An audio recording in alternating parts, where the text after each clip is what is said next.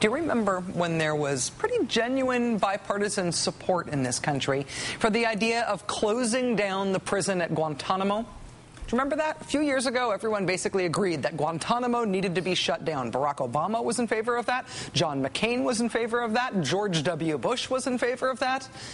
And then something weird happened. Barack Obama became president. He adopted the idea. He actually tried to do it. He tried to take the steps to close Guantanamo. And Republicans balked. They turned against something they used to be for. They started talking about President Obama wanting to let terrorists loose in your neighborhood. Do you remember that? Well, after that, the health reform battle came along. And again, Republicans started arguing against something that they used to be for. In the case of health reform, that something was their idea in the first place, the idea of an individual mandate so that people have to buy health insurance. That's a Republican idea. That was the Republican alternative to President Clinton's health reform proposal in the 90s. It was the basis of Mitt Romney's health reform plan in Massachusetts. It was something that Republicans like Chuck Grassley said they supported as recently as last year. Then President Obama adopted the idea, and Republicans started attacking it as unconstitutional. They turned against something they used to be for. Then Congress started debating the idea of creating a bipartisan deficit commission. And it looked like that was going to pass until 7 Republicans who used to support that idea changed their minds and backed out after President Obama said he wanted to adopt it. They turned against something they used to be for. Same thing happened with PAYGO, the pay-as-you-go budgeting rules for Congress. This was something Republicans had said they were for, but after President Obama adopted the idea and actually proposed it, Republicans turned against it. They're against something they used to be for. Well, that's the backdrop against which today President Obama came out and officially adopted yet another Republican idea. Today we're announcing the expansion of offshore oil and gas exploration. My administration will consider potential areas for development in the Mid and South Atlantic and the Gulf of Mexico. Offshore oil and gas drilling. As you probably recall, this is something that was not only a Republican idea, but a rather unimaginative Republican chant throughout the presidential election campaign in 2008. During the Republican National Convention, you might recall.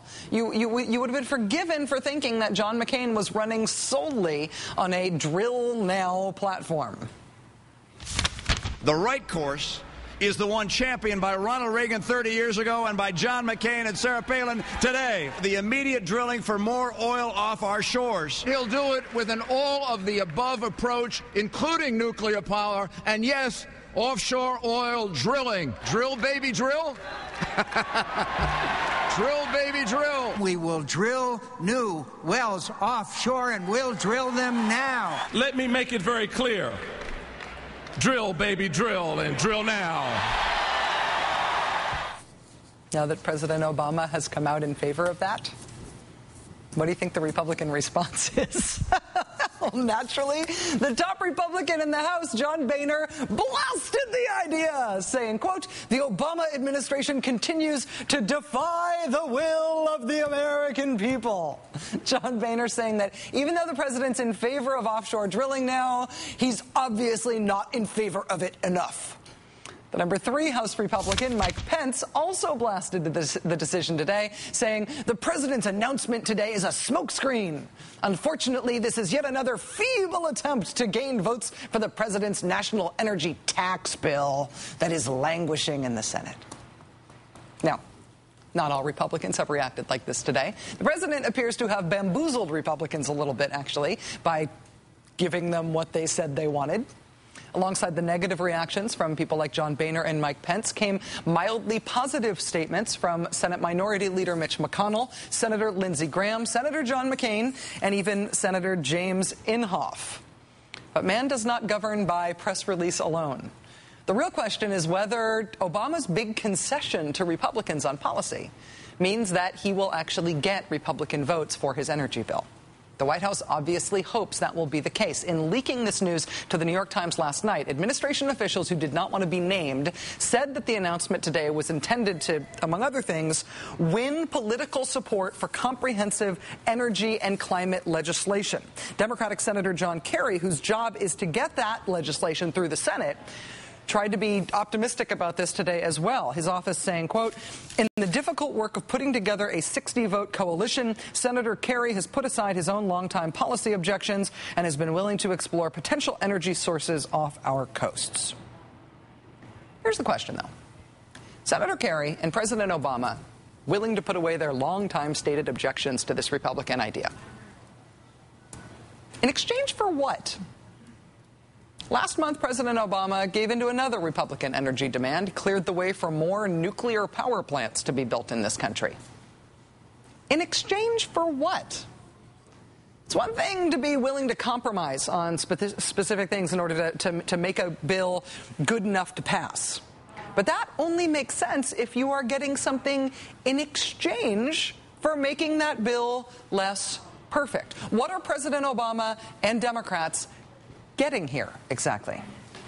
Well, joining us now is Chris Hayes, the Washington editor for The Nation magazine. Chris, thanks very much for joining us. Really appreciate your time. Thank you, Rachel.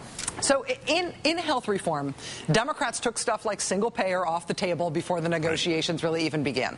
This time around on climate change, they've given in on nuclear power, they've given in on offshore drilling. Why start out making concessions in exchange for nothing from the other side? Well, that's a fine question.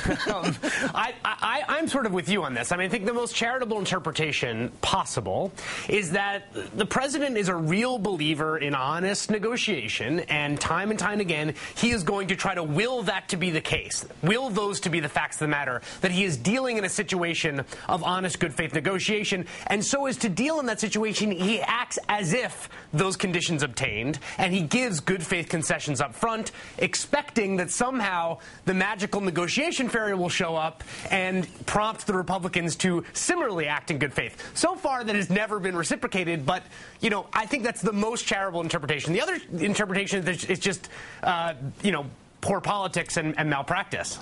Well, the magical negotiation fairy is something who I have long believed in. Yes, yeah. Who gave me quarters in exchange for my teeth as a child. We had a strange family.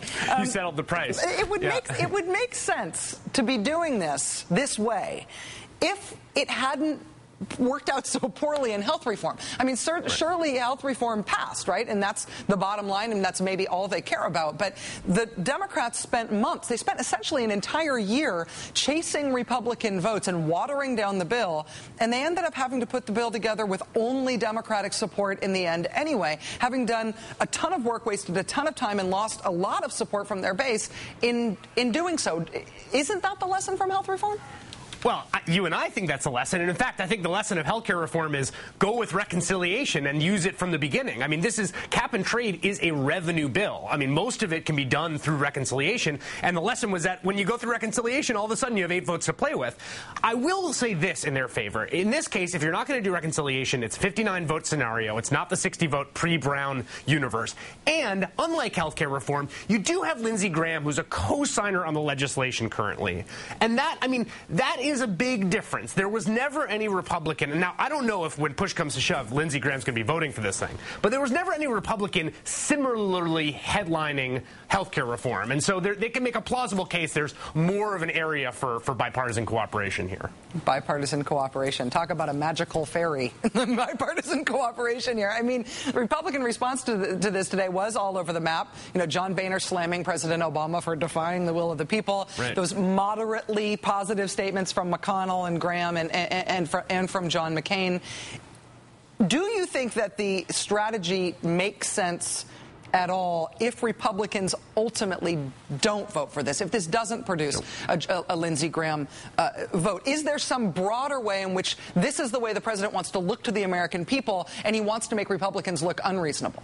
Right. So the other interpretation is exactly that, right? Politically, the idea is you're constantly extending an olive branch and you're constantly getting slapped in the face. And eventually, you do that enough, the American people realize who's the one operating in good faith, who's the one operating in bad faith. The problem with that is that might be good for the president's approval ratings, but it produces bad legislation. And more insidiously, it moves the center of debate to the right. We've seen this time and time again. If you step to the right and they step to the right, well, then the center moves to the right. So all of a sudden, like he said on Guantanamo, or things particularly in the national security state, things that were kind of settled centrist ideas like we shouldn't torture or we should close Guantanamo.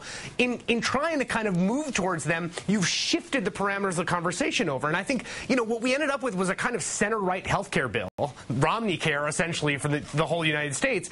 You worry that that's what's going to be the end result of this sort of ideological